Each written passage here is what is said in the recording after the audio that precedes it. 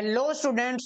तो आज की इस वीडियो के अंदर हम पढ़ेंगे हमारी जो क्लास 10th है उसका पहला ही चैप्टर जो कि केमिस्ट्री का चैप्टर है, जैसा कि आप स्क्रीन पर देख पा रहे हैं, जिसका नाम है हमारे पास chemical reactions and chemical equations. देखो भाई, जैसा कि नाम है उसी के अकॉर्डिंग इस लेसन के अंदर हम इसके अंदर क्या क्या पढ़ेंगे, केमिकल चेंजेस के बारे में पढ़ेंगे कि केमिकल चेंज और फिजिकल चेंज क्या होती हैं। ठीक है, और जो हमारे आसपास क्या होती है, जो हमारी डेली लाइफ के अंदर केमिकल रिएक्शंस होती है, उनको रिप्रेजेंट कैसे करेंगे केमिस्ट्री की लैंग्वेज के अंदर। ठीक है, तो चलिए स्टार्ट करते हैं, टाइम वेस्ट नहीं करते हैं। देखो भाई, सबसे पहले इस चैप्टर के अंदर ये बताया गया है कि हमारी जो डेली लाइफ के अंदर है क्या क्या ऐसे केमिकल चेंजेस होते हैं। ठीक है, क्या क्या ऐसे जो नोटिसेबल है हमारे पास। देखो, सबसे पहले दिया गया है हमारे पास milk is left at room temperature during summer. अगर हम समर के अंदर क्या कर दे, जो मिल्क है उसको रूम टेम्परेचर के ऊपर रख दे, तो आप सभी को पता है वो खराब हो जाता है। ठीक है, आखिर क्यों हो जाता है, वो खराब क्यों हो जाता है, उसके अंदर ऐसा क्यों क्या होता है। ठीक है, और ऑन द अदर हैंड, जैसे कि फॉर एग्जांपल जैसे आयरन है हमारे पास, कोई भी आयरन की चीज है हमारे पास, जैसे कोई भी लोहे की चीज है, अगर हम उसको ऐसे ही एनवायरनमेंट के अंदर छोड़ देंगे तो आप देखोगे, क्या देखेंगे, थोड़ी दिन बाद वो खराब हो जाएगी। तो वो क्यों खराब हो जाती है, कुछ ना कुछ तो रिएक्शन हुई होगी उसके अंदर, इसलिए खराब हो जाती है ना वो। ठीक है, तो ये सारी चीजें इसके अंदर पढ़ेंगे। और आगे देख लेते हैं, जैसे हमारे पास जैसे ग्रेप्स है। ठीक है, और जो हमारे पास जो फूड होता है जिसको हम कुक करते हैं, वो तो थोड़े दिन बाद क्या हो जाता है, वो खराब हो जाता है। ऐसा क्या हो जाता है उसके अंदर, और ऐसा हम क्या करें कि वो खराब ना हो। ठीक है, और उसके बाद देखो, जो हमारे पास जो फूड है हमारी बॉडी के अंदर डाइजेस्ट हो जाता है, उसके अंदर क्या केमिकल रिएक्शन होती है। अब फूड से हमें एनर्जी क्यों मिलती है, कैसे मिलती है, हमारी बॉडी के अंदर ऐसी कौन सी बायोकेमिकल रिएक्शन होती है। ठीक है, ये सारी ही बातें पढ़ेंगे इस चैप्टर के अंदर, तो बने रहिए हमारे साथ। तो सबसे पहले हम देख लेते हैं, देखो भाई एनसीईआरटी की लाइन टू लाइन करेंगे फुली डिटेल के अंदर, तो देख लेते हैं। In all the above situation the nature and the identity of the initial substance have somewhat changed. इन्होंने ये कहा है, जो हमने ये सिचुएशन पढ़ी है सारी, जैसे मिल्क हो गया, ग्रेप्स हो गया, आयरन हो गया, पहले इनकी कंडीशन कुछ और थी, लेकिन बाद में केमिकल रिएक्शन होने के बाद इनकी कंडीशन कुछ और हो गई। और वो क्यों हो गई, we have already learn about physical and chemical changes. हम नाइन्थ क्लास के अंदर ऑलरेडी पढ़ चुके हुए होते हैं कि हमारे पास केमिकल चेंजेस क्या होते हैं और फिजिकल चेंजेस क्या होते हैं। जो हमें बाहर से दिखे, वो फॉर एग्जांपल मेरे पास ये कैंडल है भाई। ठीक है, मेरे पास ये कोई भी कैंडल है और ये कैंडल जल रही है। ठीक है, कैंडल जल रही है। अब ये जो कैंडल जल रही है, ये तो हमारे पास केमिकल चेंज है। अब जो ये कैंडल जल रही है, और जो इसका जो वैक्स होगा वो पिघल रहा है। क्या हो रहा है भाई, पिघल रहा है। देखो भाई, जैसे ये कैंडल जल रही थी तो क्या हो रहा था, एक केमिकल चेंज भी हो रहा है, और साथ साथ इसकी जो फिजिकल प्रॉपर्टीज यानी फिजिकल अपीयरेंस है वो भी चेंज हो रही है। ठीक है, तो इसके अंदर दोनों चेंज देखने को मिल रही है। अब देख लेते हैं आगे क्या कह रहा है।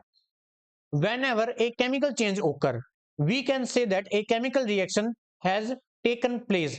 तो हम ये कह सकते हैं कि कोई भी अगर केमिकल चेंज होता है, वहां पर कोई ना कोई केमिकल रिएक्शन occur करती है। ठीक है, you may perhaps be wondering as to what is actually meant by a chemical reaction।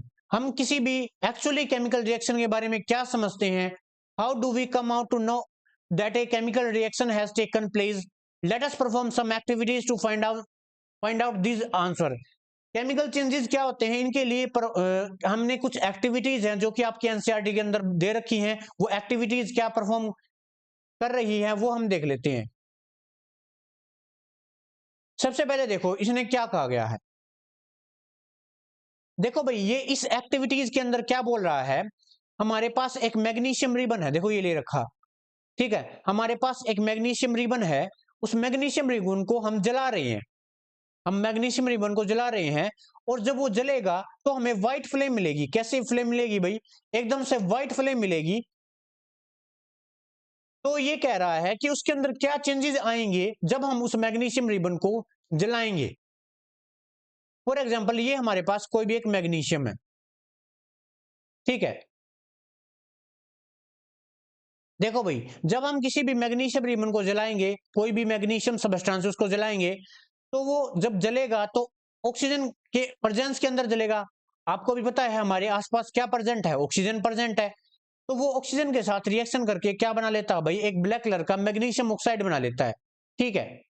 और एक और बात है, और एक और बात ये है कि जब मैग्नीशियम को जलाने से पहले क्या किया जाता है, उसको साफ किया जाता है। किससे? सैंड पेपर से साफ किया जाता है। ऐसा क्यों? क्योंकि वो ऑक्सीजन के साथ रखा रखा क्या कर लेता है, वो कि क्या कर लेता है बताओ, वो ऑक्सीजन के साथ रिएक्ट कर लेता है जिससे मैग्नीशियम ऑक्साइड बन जाता है। और इसलिए हमें मैग्नीशियम रिबन है उसको जलाने से पहले साफ किया जाता है सैंड पेपर से। ठीक है, ये क्वेश्चन आता है भाई पेपर में, इंपॉर्टेंट है कि जो मैग्नीशियम रिबन है हमारा, उसको जलाने से पहले साफ क्यों किया जाता है। ऐसा इसलिए क्योंकि magnesium is a reactive metal. ठीक है, और वो क्या कर लेता है, रिएक्ट कर लेता है ऑक्सीजन के साथ जो कि हमारे एटमॉस्फेयर के अंदर प्रेजेंट है, जिससे क्या होगा, वो मैग्नीशियम ऑक्साइड बना लेगा। अब उस ऑक्साइड लेयर को हटाने के लिए हमें सैंड पेपर से सबसे पहले उसको साफ करना पड़ेगा, फिर हम उसको क्या करेंगे भाई, जलाएंगे। ठीक है, तो ये होगा भाई, ये हमारी पहली एक्टिविटीज थी। आगे देख लेते हैं क्या बोल रहा है ये। देखो भाई, ये जो मैंने बताया था वही लिखा हुआ है, you must have observe that magnesium ribbon burn with A Darjeeling white flame. ये आपको अच्छे से याद करना है, ये ऑप्शन टाइप में आता है कि जो हमारे पास मैग्नीशियम होता है जब वो उसे जलाते हैं तो कैसी फ्लेम देता है बताओ, दार्जिलिंग व्हाइट फ्लेम देता है। जनरली आप ये याद रखना, व्हाइट फ्लेम के साथ जलता है। ठीक है, और जब वो जला लेंगे उसके बाद जो प्रेसिपिटेट बचेगा वो एक व्हाइट कलर का पाउडर होगा भाई। ठीक है, और उस पाउडर को क्या बोलते हैं, मैग्नीशियम ऑक्साइड बोला जाता है। ठीक है, अब वो मैग्नीशियम ऑक्साइड क्यों बना, क्योंकि जब हम उसको जला रहे थे तो हमारे एटमॉस्फेयर के अंदर क्या थी, ऑक्सीजन प्रेजेंट थी, ऑक्सीजन प्रेजेंट थी ना, तो उसकी प्रेजेंस के अंदर जल रहा था वो, इसलिए मैग्नीशियम ऑक्साइड बन गया। उन दोनों की रिएक्शन होगी, मैग्नीशियम की और ऑक्सीजन की, वो मैग्नीशियम ऑक्साइड बना लिया उसने। ठीक है, अब एक्टिविटी सेकंड देख लेते हैं। इस एक्टिविटी के अंदर ये हम पता है क्या देख रहे हैं, ये हम केमिकल चेंजेस देख रहे हैं। अब देखो, मान लिया ये हमारे पास कोई भी एक फ्लास्क है, इसको बोलते हैं हमारे पास कोनिकल फ्लास्क। इसको क्या बोला जाता है भाई, कोनिकल फ्लास्क बोला जाता है। इसके अंदर मैंने क्या किया, एक एसिड का सोल्यूशन ले लिया। किसका सोल्यूशन ले लिया, एसिड का, लाइक मैंने HCl का सोल्यूशन ले लिया भाई। ठीक है, HCl का सोल्यूशन ले लिया और उसके अंदर मैंने जिंक के टुकड़े डाल दिए, जिसको हम क्या बोलते हैं, जिंक ग्रेनुलेट्स बोलते हैं। क्या बोला जाता है उनको, देखो यहां पर लिखा होगा, देखो ये लिख रखा, जिंक ग्रेनुअल्स। ठीक है, वो कोनिकल फ्लास्क के अंदर डाल दिए। और हमने थोड़ी देर बाद क्या देखा, इस फ्लास्क से क्या निकलनी स्टार्ट हो गई भाई, H2 गैस निकलनी स्टार्ट हो गई। अब ये कैसे पता चलेगा कि ये H2 गैस है बताओ, हम क्या करेंगे, इस कोनिकल फ्लास्क के आगे क्या करेंगे, जो लाइटर से आग जलाएंगे। अगर वो आग पॉप साउंड क्रिएट करती है तो हमें पता चल जाएगा कि ये H2 गैस है, क्योंकि जो भी हमारे पास H2 गैस होती है वो पॉप साउंड क्रिएट करती है जब भी जलती है। ठीक है, ये एक H2 गैस पता लगाने का एक तरीका होता है। बोलो भाई, पता चला आपको? तो अब ये H2 गैस क्यों निकल रही है भाई, ऐसा क्या हुआ? ऐसा इसलिए हुआ, इसके अंदर एक केमिकल रिएक्शन हुई। किस किस के बीच में हुई, एसिड जो हमने HCl डाला था और जिंक के अंदर। देखो भाई, कौन सी रिएक्शन हुई, ये हमारे पास एक जिंक मेटल है और ये HCl है, आपको दिख रहा है HCl। तो क्या रिएक्शन हुई होगी इसके अंदर, यहां पर हमारे पास ZnCl2 बन जाएगा। ठीक है, ZnCl2 बन जाएगा और साथ में क्या बन जाएगा हमारे पास, जो H2 गैस है वो बाहर निकल जाएगी। जो H2 गैस है वो बाहर निकल जाएगी। यहां पर हम इसको बैलेंस कर देते हैं ऐसे, जो बैलेंसिंग ऑफ केमिकल इक्वेशन है वो आगे आएगा। अब देखो, अब इसके अंदर क्या क्या चेंज हुआ, स्टेट के अंदर चेंज हुआ, जो इसकी स्मेल है वो भी चेंज हुई, और इसके अंदर से गैस निकली, और इसका जो टेम्परेचर है वो भी बढ़ गया। ठीक है, तो ये हुआ। तो आखिर में हम क्या पता चला, इसके अंदर हो तो रहा है ना केमिकल चेंज, यानी इसके अंदर हमने क्या क्या डाला था, इसके अंदर हमने जिंक मेटल के टुकड़े डाले थे और हमने एसिड डाला था। वो जिंक के टुकड़े हैं, जिंक मेटल के टुकड़े हैं और HCl है, वो आपस में रिएक्शन कर गए और एक नया कंपाउंड बन गया। कौन सा बन गया, जिंक क्लोराइड है ना, ZnCl2 बन गया और H2 गैस बाहर निकल गई सोल्यूशन के अंदर से। कहने का मतलब एक केमिकल चेंज हुआ जिससे हमारी स्टेट और स्मेल और टेम्परेचर चेंज हो गया हमारे सोल्यूशन का, जिसको हम क्या कहेंगे, केमिकल चेंज ही कहेंगे ना। बोलो भाई, आया? इतना समझ में आया कि नहीं? बोलो।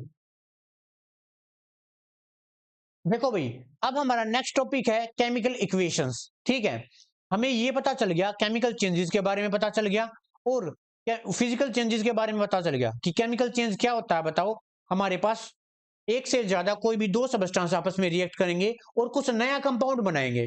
ठीक है, कोई नया सबस्टेंस बनाएंगे, उसी को हम क्या कहते हैं? केमिकल चेंजेस बोलते हैं। ठीक है, अब देखो, पहले हमने जो एक्टिविटीज की थी उसी के बारे में यहां पर बता रखा है कि हमने जो मैग्नीशियम रिबन है उसको जलाया था, ऑक्सीजन की प्रेजेंस में जलाया था। तो क्या बन गया था? बताओ, मैग्नीशियम है और ऑक्सीजन आपस में रिएक्ट कर गए थे, क्या बनाया था? MgO, मैग्नीशियम ऑक्साइड बनाया था। ठीक है, अब ध्यान रहे, एक बात ध्यान रखना है कि जो भी हमारे पास जो एरो है उसके लेफ्ट साइड के अंदर जो भी लिखा होगा उसको हम क्या बोलेंगे भाई? उसको बोलेंगे रिएक्टेंट बोलेंगे, और जो भी इस एरो के राइट साइड प्रेजेंट होगा उसको हम प्रोडक्ट बोलेंगे। ठीक है, रिएक्टेंट आपस में रिएक्ट करते हैं आपस में, और जो रिजल्टेंट क्या बनता है हमारे पास? प्रोडक्ट बनता है। ठीक है, मैंने अभी क्या बोला है बताओ? मैंने ये बोला है रिएक्टेंट आपस में रिएक्ट करते हैं और एक नया कंपाउंड बनते हैं, जिसको हम क्या बोलते हैं? बताओ, प्रोडक्ट बोलते हैं, जैसा कि आप स्क्रीन पर देख पा रहे हैं। ठीक है, ये बनता है भाई।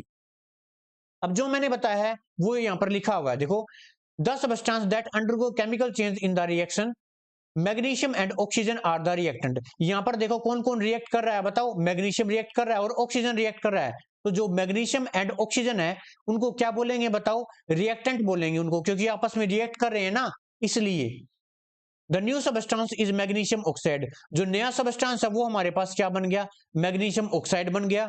और during this reaction as a product, और इस रिएक्शन जो हमारे पास मैग्नीशियम और ऑक्सीजन आपस में रिएक्ट कर गए तो एक नया प्रोडक्ट बन गया, एक नया कंपाउंड बन गया, जिसको हम क्या बोलेंगे भाई? प्रोडक्ट बोलेंगे। ठीक है, a word equation show change to the reactant to product through an arrow placed between them. कि देखो भाई, हम किसी भी केमिकल रिएक्शन के अंदर एक एरो शो करते हैं, आपको दिख रही है एरो? देखो ये एरो लगी हुई, ये एक केमिकल चेंज को दिखाती है कि हमारे पास रिएक्ट क्या किया और प्रोडक्ट क्या बन गया। जो हमारे पास मैंने पहले ही बता दिया, जो लेफ्ट साइड की तरफ है उसको हम क्या बोलते हैं? रिएक्टेंट बोलते हैं, और जो हमारे पास जो जब रिएक्टेंट आपस में रिएक्ट कर जाते हैं उनसे मिलकर जो भी नई चीज बनती है उसको हम क्या बोलते हैं? प्रोडक्ट बोला जाता है।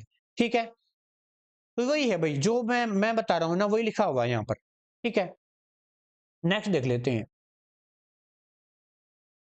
अब देखो भाई, राइटिंग ए केमिकल इक्वेशन, किसी भी केमिकल इक्वेशन को किस टाइप से डिनोटेड किया जाता है वो देख लेते हैं। अगर आप मेरी मानो तो आप ये करो, वन से लेकर भाई 30 तक आप क्या करो? पीरियोडिक टेबल याद करो। ठीक है, उनके सिंबल याद करो अच्छे से और उनका एटॉमिक नंबर याद करो। ठीक है, आपके लिए सुफिशियंट है, किसी भी केमिकल इक्वेशन बनाने में कोई भी प्रॉब्लम आपको नहीं आने वाली। मैंने क्या बोला है? 1 से लेके 30 तक आपको क्या याद कर लेने हैं? सिंबल याद कर लेने हैं, किसके? पीरियोडिक टेबल के, और उनके एटॉमिक नंबर, यानी कौन सा एलिमेंट कितने नंबर पे आता है। अब देखो, केमिकल इक्वेशन कैसे लिखेंगे? Is there any other shorter way to representing the chemical equation? Chemical equation can be made more concise and useful if we use the chemical formulae instead of word. A chemical equation represent a chemical reaction. If you recall formulae of magnesium oxygen and magnesium oxide, the above word equation can be written as, देखो भाई, ये बस ये इतना बोल रहा है कि हम केमिकल इक्वेशन के अंदर क्या करते हैं, उस जो हमारे पास जो भी कंपाउंड था उसका पूरा नाम ना लिख करके उसको सिंबल के रूप में रिप्रेजेंट करते हैं, उसी को हम क्या कहते हैं? केमिकल इक्वेशन कहते हैं। फॉर एग्जांपल देखो, आपने पीछे ये देखी थी, आपने ये रिएक्शन देखी थी, मैग्नीशियम और ऑक्सीजन आपस में रिएक्ट कर रहे थे और क्या बना रहे थे? मैग्नीशियम ऑक्साइड बना रहे थे। लेकिन यहाँ पर देखो, इन्होंने मैग्नीशियम को किससे डिनोटेट कर दिया? Mg से, और ऑक्सीजन को O2 से डिनोटेट कर दिया, और हमारा प्रोडक्ट क्या बन गया? MgO। ठीक है, तो ये हमारे पास क्या होगी? ये एक केमिकल रिएक्शन थी, और उसको हमने किसके रूप में रिप्रेजेंट किया है? उसके सिंबल के रूप में रिप्रेजेंट किया है, जिसको हम क्या बोलेंगे? केमिकल इक्वेशन बोलेंगे भाई। ठीक है, और ये आपको पता चल गया कि जो रिएक्टेंट है उसको लेफ्ट साइड के अंदर लिखते हैं, और राइट साइड के अंदर किसको लिखते हैं? प्रोडक्ट के अंदर, और उनके बीच में एक एरो लगाते हैं। ठीक है, यही लिखा हुआ है भाई यहाँ पे जो मैंने बताया है। अब देखो भाई, अपना नया टॉपिक क्या है। नेक्स्ट देखो भाई, नेक्स्ट हमारे पास balanced chemical equation. Balanced chemical equation क्या होती है? जैसा कि नाम है उसी के अकॉर्डिंग बैलेंस। देखो भाई, जैसे कि हमारे पास कोई भी एक तराजू होता है ना, जैसे मान लिया मैंने बना दिया ये, ठीक है, ये आप मान के चलो प्रोडक्ट, ये आप मान के चलो रिएक्टेंट, ठीक है। कहने का मतलब, जितने कंपाउंड, जितने एलिमेंट हमारे पास रिएक्टेंट के अंदर होने चाहिए, उतने ही हमारे पास प्रोडक्ट के अंदर होने चाहिए। तो हम ऐसे रिएक्शन को क्या कहेंगे? बैलेंस्ड केमिकल इक्वेशन कहेंगे। मैंने क्या बोला है? जितने नंबर ऑफ एलिमेंट या फिर जितने नंबर ऑफ कंपाउंड किसके अंदर प्रेजेंट है? रिएक्टेंट के अंदर प्रेजेंट है, उतने ही हमारे पास किसके अंदर प्रेजेंट होने चाहिए? प्रोडक्ट के अंदर प्रेजेंट होने चाहिए। तो हम क्या कह सकते हैं? बैलेंस्ड केमिकल इक्वेशन कह सकते हैं उसको, ठीक है। देखो, recall the law of conservation of earth, हमने 9th क्लास के अंदर एक law of conservation of mass पढ़ा था। वो वो क्या कह रहा था? वो ये लॉ कह रहा था, फॉर एग्जांपल हम एक बेसिक सा एग्जांपल लेके चलें, जैसे कि मेरे पास ए है प्लस ये है मेरे पास बी, ठीक है। इन्होंने दोनों ने मिलकर क्या बनाया? ए बी बनाया, ठीक है। अब मैंने मान लिया, मैंने 5 ग्राम क्या ले लिया? ए ले लिया, और मैंने 10 ग्राम क्या ले लिया? बी ले लिया। तो दोनों को मिलाकर क्या बनेगा भाई? दोनों को मिलाकर 15 ग्राम हमारा प्रोडक्ट बनेगा। यही कहता है लॉ ऑफ मास एक्शन, यानी रिएक्टेंट का मास और प्रोडक्ट का मास हमेशा सेम रहेगा, वो चेंज नहीं होगा। यही क्या कहता है? लॉ ऑफ मास एक्शन बोलता है। तो इसी के बेसिस पर हम ये बोल देते हैं कि हमारे जो एलिमेंट है रिएक्टेंट के साइड और प्रोडक्ट के साइड, वो सेम रहने चाहिए। उसी को हम एक बैलेंस्ड केमिकल इक्वेशन बोलेंगे, ठीक है। अब देखो, ये मैंने बता दिया, जो मैंने बताया है। देखो भाई, जो मैं बता रहा हूं ना वही यहाँ पे लिखा हुआ है। कभी आप ये सोच रहे होगी ये तो, जो ये सर है ये तो पढ़ ही नहीं रहे।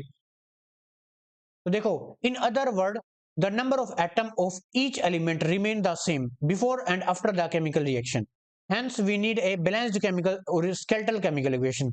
देखो भाई, जो हमारे पास अनबैलेंस्ड केमिकल इक्वेशन होती है ना, उसको हम स्केलेटल केमिकल इक्वेशन कहते हैं, ठीक है। कई बार क्वेश्चन भी आता है पेपर में, define skeletal chemical equation. Skeletal chemical equation क्या का दूसरा नाम क्या है बताओ? Unbalanced chemical equation. Unbalanced chemical equation को ही हम क्या कहते हैं? स्केलेटल केमिकल इक्वेशन बोलते हैं, ठीक है। फॉर एग्जांपल, एक एग्जांपल लेते हैं, जैसे कि देखो, मेरे पास ये है। देखो, एक बार मैं इसको क्लियर कर देता हूं।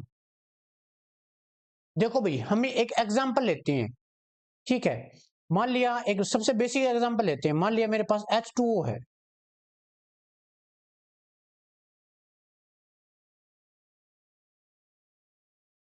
ठीक है। ये है, ये किससे मिलकर बनना होता है बताओ?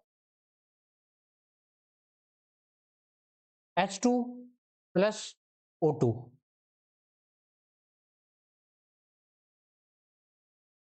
अब देखो, यहां पर ऑक्सीजन है, वहां पर तो दो ऑक्सीजन है, और यहां पर भी एक है। तो हम इनको बैलेंस करने के लिए क्या करेंगे? दोनों साइड बराबर होनी चाहिए। ये हमारे पास रिएक्टेंट है और ये हमारे पास प्रोडक्ट है, तो क्या होने चाहिए? बराबर होने चाहिए। तो हम इसके आगे क्या लगा देंगे? इसके आगे हम क्या लगा देंगे भाई बताओ? इसके आगे 2 लगा देंगे, तो हमारे पास 2 ऑक्सीजन इस तरफ भी हो गए। लेकिन प्रॉब्लम ये आ गई कि इस तरफ कितने हाइड्रोजन हो गए? 4 हो गए। ध्यान से देखो, 2 यहाँ पर नीचे लगा हुआ है और 2 ऊपर लगा हुआ है, तो 2 दूनी 4। लेकिन यहाँ पर 2 ही हाइड्रोजन है, तो यहाँ पर भी हम आगे 2 लगा देंगे। अब देखो भाई, ये रिएक्शन बैलेंस है कि नहीं है? दोनों साइड हमारे पास हाइड्रोजन और ऑक्सीजन है, दोनों साइड क्या हो गए? बराबर हो गए हैं। तो अब ये रिएक्शन क्या कह सकते हैं? अब ये रिएक्शन बैलेंस है। तो ऐसे कोई भी रिएक्शन बैलेंस करते हैं। अब ये आपके सामने एक एग्जांपल दे रखा है, देखो ये वाला आपको दिख रहा है स्क्रीन पर, ये वाला एग्जांपल दे रखा है। अब इसके अंदर देखो, दोनों साइड चीजें बराबर हैं कि नहीं है? देखो, रिएक्टेंट की साइड जिंक, जिंक देखो, जिंक इस तरफ एक है, उस तरफ कितना है? एक है। सल्फर देखो, इस तरफ एक है, इस तरफ भी एक है। H2 देखो, इस तरफ भी 2 है, उस तरफ भी 2 है। और ऑक्सीजन देखो, इस तरफ भी 4 है, उस तरफ भी 4 है। तो ये हमारे पास एक बैलेंस्ड केमिकल इक्वेशन है, ठीक है। तो ये है, देखो यहां पर दे रखी। और नेक्स्ट देख लेते हैं। देखो, ये आपको दे रखी है, रिएक्शन है, ये एक अनबैलेंस्ड केमिकल इक्वेशन है। देखो कैसे, जो Fe है इस तरफ कितने हैं? एक Fe है, यानी आयरन, ठीक है। ये आपको याद ही कर लेने हैं। जो Fe होता है वो एक आयरन का सिंबल होता है, ये आपको बहुत काम आएगा आगे। तो Fe है, वो एक आयरन का सिंबल होता है। जो आयरन है इस तरफ तो हमारे पास, यानी रिएक्टेंट की साइड हमारे पास कितने हैं? वो हमारे पास रिएक्टेंट की साइड कितने हैं, 1 है, और प्रोडक्ट की साइड कितने हैं, 3 है। तो इस तरफ भी 3 ही होनी चाहिए ना। और यहाँ पर देखो H2O है, यानी अगर हम हाइड्रोजन की बात लेके चले, यहाँ पर 2 हैं, यहाँ पर भी 2 हैं, लेकिन यहाँ पर ऑक्सीजन कितने हैं, इस तरफ ऑक्सीजन कितने हैं बताओ, इस तरफ 1 है और इस तरफ 4 है। तो इसको बैलेंस कैसे करेंगे? बैलेंस करने का एक तरीका होता है, स्टेप वाइज बता देता हूं, जो आपकी उसके अंदर बुक्स के अंदर दे रखा है। स्टेप 1, इसके अंदर क्या करेंगे, to balance a chemical equation, first draw boxes around each of the formula, do not change anything inside the boxes while balancing the equation. सबसे पहले जो हमें केमिकल रिएक्शन दे रखी है, यानी केमिकल इक्वेशन दे रखी है, उन सभी के ऊपर बॉक्स लगाओ। ऐसे बॉक्स लगा दिया, देखो हमें ये क्या दे रखी थी, ये केमिकल इक्वेशन दे रखी थी, ये वाली दे रखी थी, आपको स्क्रीन पर देख रही होगी। और सब इनके आगे हमने क्या लगा दिया भाई, इनके हमने बॉक्स लगा दिया सबके सामने, ठीक है। सेकंड स्टेप में हम क्या करेंगे, list the number of atom of different elements present in the unbalanced chemical equation. अब जो भी हमारे पास ये स्केलेटल केमिकल इक्वेशन है, यानी अनबैलेंस्ड है ना ये, तो हम इसके अलग अलग एलिमेंट या एटम लिख लेंगे। इसके अंदर क्या क्या है बताओ, इसके अंदर Fe है, इसके अंदर हाइड्रोजन है, इसके अंदर ऑक्सीजन है, और भी कुछ दिख रहा है आपको, बस यही है। इनको देखो अलग अलग करके लिख लिया, इधर आपको दिख रहा है, देखो ये लिख लिया ना अलग अलग करके। अब लेफ्ट हैंड साइड देखो कितने हैं, इस तरफ हमारे पास 1 है, उस तरफ हमारे पास 3 है, इस तरफ हमारे पास हाइड्रोजन 2 है, देखो ये रहा, और उस तरफ हमारे पास हाइड्रोजन 2 है, इस तरफ हमारे पास ऑक्सीजन कितना है, 4 है, और इस तरफ कितने हैं, 1 है। अब स्टेप 3 के अंदर क्या करेंगे देख लेंगे।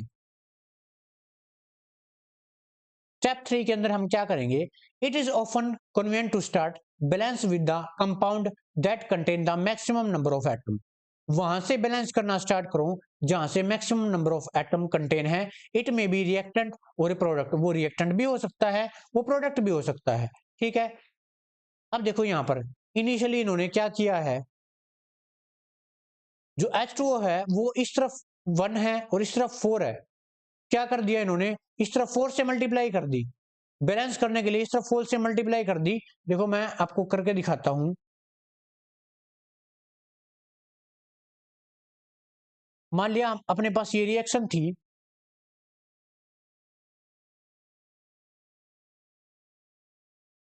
Fe प्लस H2O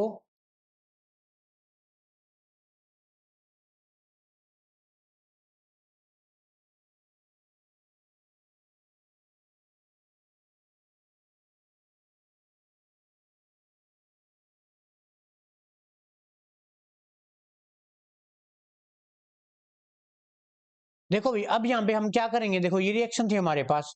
अब देखो इस तरफ Fe कितनी है, 3 है, तो इस तरफ भी हम आगे क्या लगा देंगे, 3 लगा देंगे। याद रखना हमेशा आगे ही वर्ड लगाना आपको, यहाँ पर ऐसे ऐसे 3 नहीं कर देना, ये बिल्कुल ही गलत हो जाएगा, ठीक है।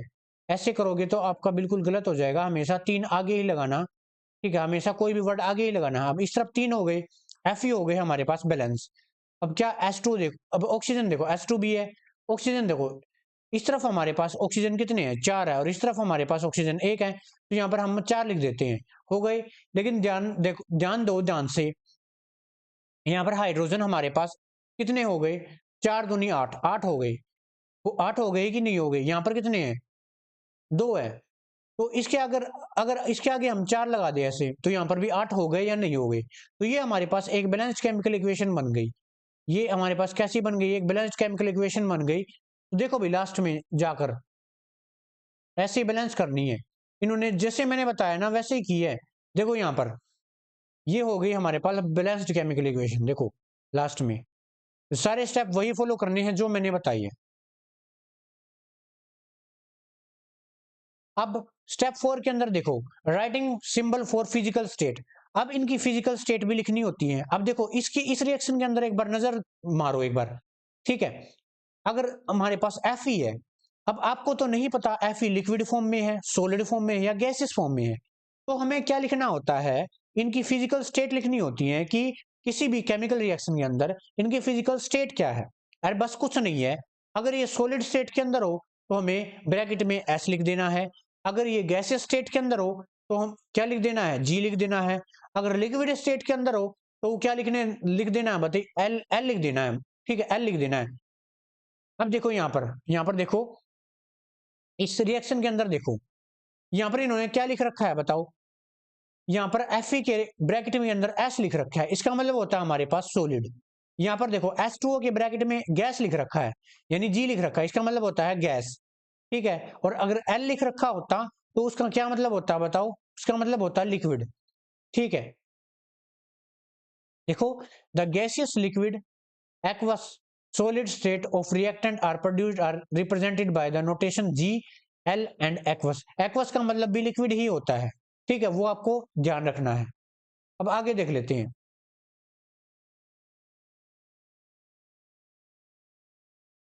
Usually physical state are not included in the chemical equation unless it necessary to specify them।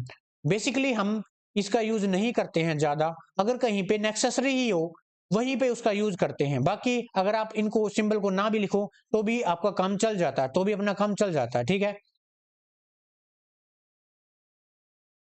अब देखो भाई कुछ रिएक्शन ऐसी होती हैं जो एक स्पेसिफिक टेम्परेचर पर ही चलती हैं, ठीक है। अब देखो ये रिएक्शन हमारे पास, ये देखो CO है, कार्बन मोनोऑक्साइड है, ये H2 के साथ रिएक्शन कर गई। अब इन्होंने क्या बना लिया, एक कंपाउंड बना लिया ये, ठीक है, CH3OH। अब यहाँ पर देखो ध्यान से, जो यहाँ पे ये लिखा हुआ है ना, ये पीछे ATM लगा हुआ है, तो ये प्रेशर की इसकी यूनिट है, यानी जो ये रिएक्शन है ना इसी प्रेशर पर होगी। अगर इसका प्रेशर चेंज हो जाएगा ये रिएक्शन नहीं होगी, तो ये कंडीशन हमें रखनी पड़ती है। देखो यहाँ पर लिखा हुआ sometime the reaction condition such as temperature, pressure और कैटालिस्ट। अब देखो टेम्परेचर को आपको पता ही है, कुछ रिएक्शन एक स्पेसिफिक टेम्परेचर पर होती है। फॉर एग्जांपल मान लिया कोई रिएक्शन है, वो अगर 25 डिग्री सेल्सियस पर होती है तो उसके ऊपर हमने 25 डिग्री सेल्सियस लिखना होता है, ठीक है, तो ही वो रिएक्शन होगी। अब देखो प्रेशर, प्रेशर को ऐसे लिखते हैं, ठीक है। अब कैटलिस्ट क्या होता है, कैटलिस्ट एक नया सबस्टेंस होता है जो कि रिएक्टेंट को स्पेस प्रोवाइड करता है। फॉर एग्जांपल मेरे पास ये कैटलिस्ट है, ठीक है, ये और ये मेरे पास दो रिएक्टेंट है A और B, ठीक है, इन दोनों को आपस में रिएक्शन करनी है, तो ये पहले तो किस पे आएंगे, कैटलिस्ट की सरफेस पे आएंगे, फिर आपस में रिएक्ट करेंगे और फिर ये दोनों क्या बना लेंगे भाई, A और B बना लेंगे, ठीक है। यानी कैटलिस्ट क्या करता है, इनको जो हमारे रिएक्टेंट होते हैं ना उनको रिएक्शन करने का एक सरफेस प्रोवाइड करता है, ठीक है। और जो हमारी रिएक्शन है ना उसकी स्पीड को भी बढ़ा देता है, यानी हमारी जो केमिकल रिएक्शन होती है ना उसकी स्पीड यानी रेट को बढ़ा देता है, हमारी रिएक्शन जल्दी हो जाती है कैटलिस्ट के साथ। अब देखो भी कुछ रिएक्शन ऐसी होती हैं जो कि लाइट के प्रेजेंस के अंदर ही चलती है।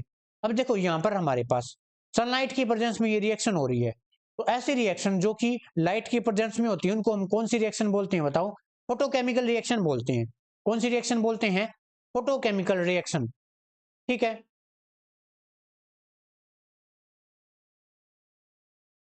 देखो भाई ये फोटोकेमिकल रिएक्शन है जो कि सनलाइट की प्रेजेंस में होती है। फॉर एग्जाम्पल जैसे फोटोसिंथेसिस प्रोसेस होती है ना, जिस जिस प्रोसेस से जो पौधे हैं अपना खाना बनाते हैं, जो फोटोसिंथेसिस प्रोसेस है तुमने भी देखा होगा, जब हम पौधों को धूप में रखते हैं तो ही फोटोसिंथेसिस प्रोसेस होती है। तो जो फोटोसिंथेसिस प्रोसेस होती है वो एक फोटोकेमिकल रिएक्शन की एक कैटेगरी होती है, ठीक है। यानी ऐसी रिएक्शन जो केवल लाइट की प्रेजेंस में हो उनको क्या कहते हैं, फोटोकेमिकल रिएक्शन। मैं यहाँ पे लिख देता हूँ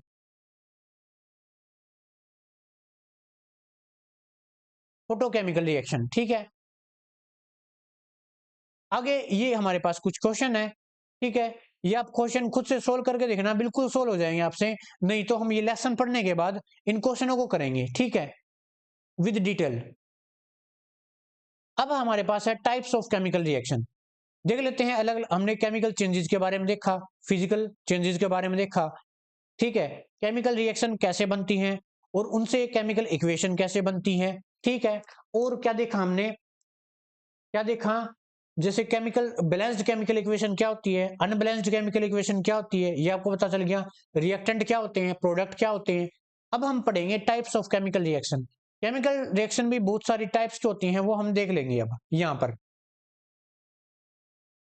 तो देखो भाई, we have learned in class 9th that during a chemical reaction atom of one element do not change into those to another element, nor two atoms disappear from a mixture, to appear from elsewhere. Actually, a chemical reaction involves a breaking of and making a bond between two atoms produced a new substance. You will study about the bonds between atom and देखो भाई ये यहाँ पे ये बोल रहा है कि मान लिया मेरे पास ये है, जैसे फॉर एग्जांपल मेरे पास H2 है, ठीक है H2 है, और मेरे पास ये है O2, और इन दोनों ने मिलाकर क्या बनाया H2O है। हम बेसिक एग्जांपल ले रहे हैं बिल्कुल। तो ये केमिकल रिएक्शन हुई कैसे, क्या हुआ होगा कि मेरे पास H2O है ना, इन दोनों के अंदर बॉन्ड होगा, जो कि हम थर्ड या फोर्थ लेसन के अंदर पढ़ेंगे। आपको यहाँ पर थोड़ा सा कम समझ में आ सकता है, फिर भी मैं कंप्लीटली समझाने की कोशिश करूंगा कि मान लिया मेरे पास H2O है यानी हाइड्रोजन है, लेकिन मेरे पास दूसरा हाइड्रोजन है। ये ऐसे ही होंगे, दो हाइड्रोजन ऐसे ही जुड़े होंगे एक दूसरे से, ठीक है, एक दूसरे से ऐसे ही तो जुड़े हुए होंगे, बस बोलो।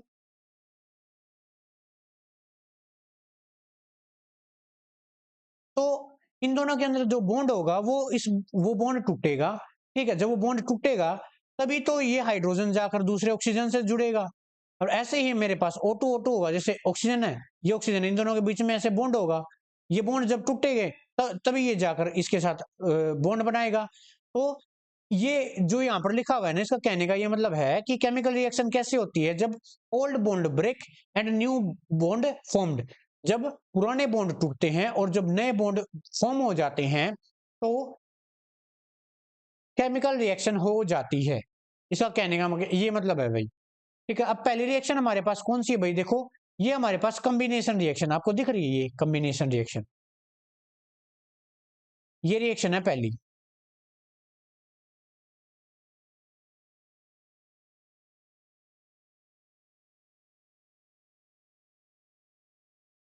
ये रिएक्शन हमारी कॉम्बिनेशन रिएक्शन।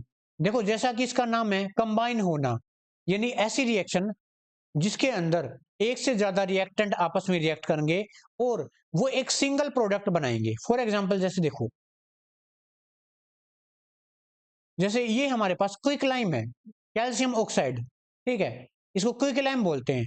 और ये H2O के साथ रिएक्ट करेगा और ये क्या बनाएगा, CaOH ट्वाइस, ठीक है, यानी सल्फर लाइम बनाएगा। ये आपको इनके फॉर्मूले भी याद रखने हैं अच्छे से। क्विक लाइम का फॉर्मूला ये होता है, साइक्ल लाइम का फॉर्मूला ये होता है, यानी एक से ज्यादा रिएक्ट कर गए रिएक्टेंट और हमारा जो प्रोडक्ट है वो केवल एक ही बना और साथ में हमारी हीट है वो रिलीज हो गई बाहर।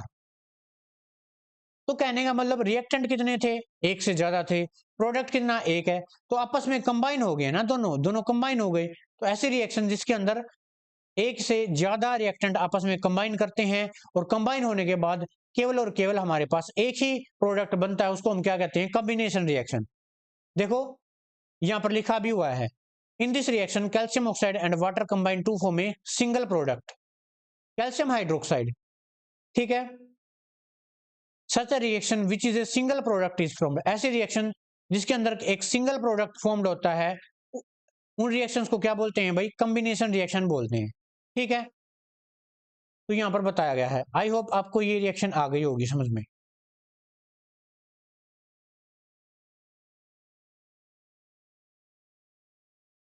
अब ये एक एक्टिविटी है, उसको पढ़ लेते हैं। A solution of circle lime, एक सर्कल लाइम का सोल्यूशन यानी कैल्शियम ऑक्साइड का जो सोल्यूशन है वो यूज किया जाता है किसके लिए, व्हाइट वॉशिंग वॉल के लिए, ठीक है। और कैल्शियम हाइड्रोक्साइड का सोल्यूशन है slowly with the carbon dioxide to in air to form a thin layer of calcium carbonate on the wall। तो जो वॉल पुट्टी होती है ना दीवारों पर, वो इसी की जाती है, कैल्शियम कार्बोनेट की, ठीक है। तो यहां पर देखो ये रहा, ये रिएक्शन है इसकी। अब आगे देखो, यहां पर देखो ये एग्जांपल है हमारे पास, बर्निंग ऑफ कोयल। जो कोयल है वो कार्बन से मिलकर बना होता है, इसलिए यहां पर कार्बन दिया गया है।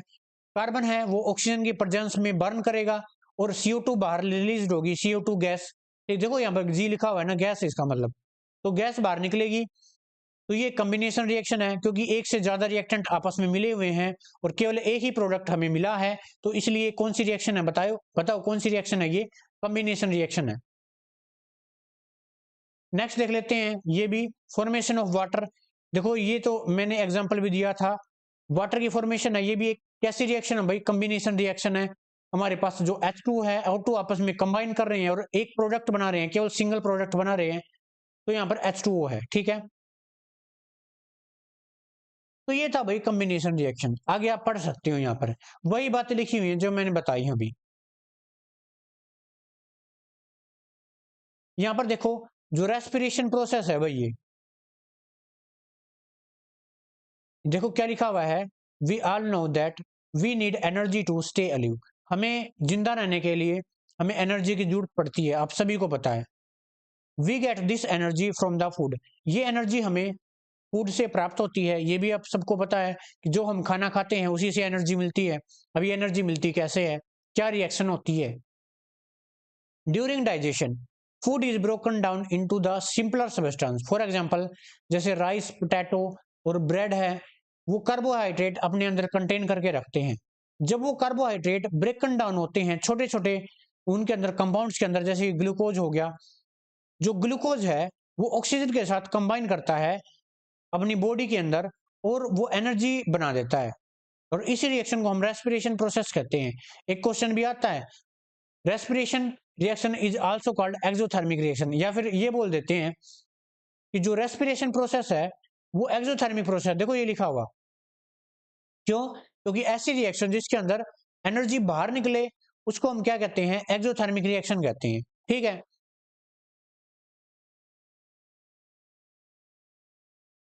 देखो भाई ये हमारे पास ग्लूकोज है, ग्लूकोज का फॉर्मूला ये होता है, आपको याद रखना है। और ऑक्सीजन ये कहां से आया है, ये जो ऑक्सीजन हम रेस्पिरेशन के द्वारा बाहर से ले रहे हैं वहां से आया है। अपनी बॉडी के अंदर क्या बन जाता है, CO2 H2O बन जाता है, साथ में एनर्जी है। एनर्जी हमने हमारी बॉडी को मिल जाती है और CO2 हम बाहर निकाल देते हैं। ठीक है, H2O भी कंज्यूम हो जाता है हमारी बॉडी के अंदर। तो आज की इस वीडियो के अंदर हम इतना ही करेंगे भाई, क्योंकि ये वीडियो बहुत ज्यादा लंबी हो जाएगी। तो बाकी का जो चैप्टर है वीडियो नंबर पार्ट 2 में करेंगे। ठीक है, तो आज के लिए इतना ही, तो थैंक यू।